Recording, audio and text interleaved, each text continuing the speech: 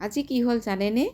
বহুত দিনৰ পৰা ভাবি আছিলোঁ এটা কুকুৰা এনেদৰে পুৰি খাম বুলি, কিন্তু সময় সুবিধা নিমিলাৰ বাবে ইয়াক খোৱা হোৱা নাছিলে। আজি ঘৰৰে এটা কুকুৰা মৰা হ'ল আৰু ইয়াক এতিয়া মই পুৰি আছোঁ।